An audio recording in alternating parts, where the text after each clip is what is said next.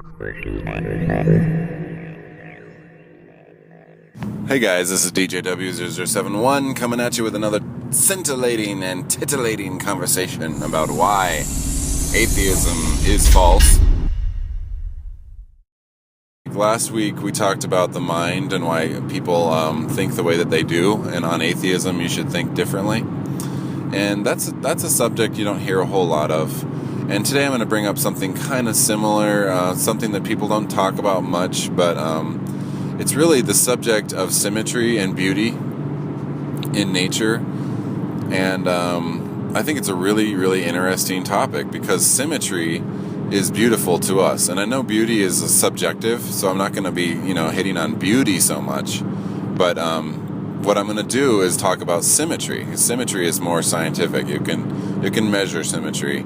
You can observe symmetry. That's something that you can't really argue if something's symmetrical or not. And symmetrical stuff happens to be beautiful.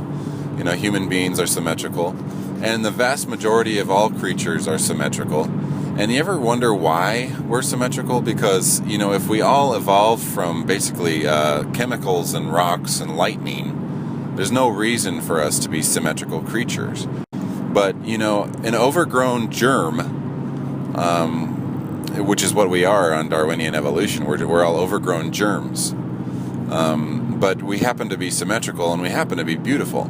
Now, you ever think about why your nose is in the middle of your face with a nostril on each side? You ever think about why it's there and not maybe an inch or two to the left or to the right?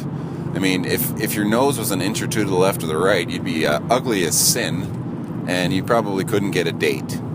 But if everybody was unsymmetrical in that fashion, there'd be no standard of beauty, so there'd be no reason to worry about getting a date because everybody is ugly as sin. When you're dealing with a stupid system like Darwinian evolution, now don't misunderstand me, I mean the system is dumb and stupid and brainless because there's no intelligence involved.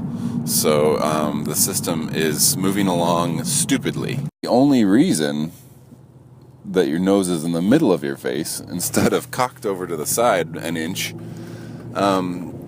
is because God made it that way.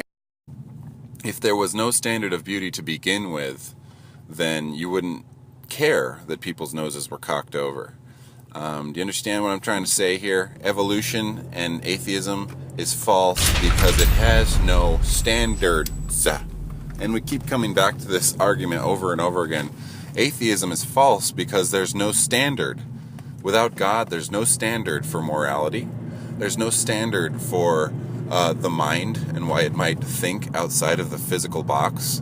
There's no standard for logic and reason. There's no standard for beauty and symmetry. There's no standard, and that's why atheism is false, you guys. Just look at the world around us. We stand on solid rock principles that are foundational, and we look to them all the time. And even unconsciously, we rely on these standards. And there's a standard for beauty. If every person on the planet was an overgrown germ and looked like an overgrown germ, then the standard of beauty could be, you're very germy. You're germish. The hairs growing on your eyeball are quite delicious, and I will sniff them. Yes, we are all bugs. But I digress.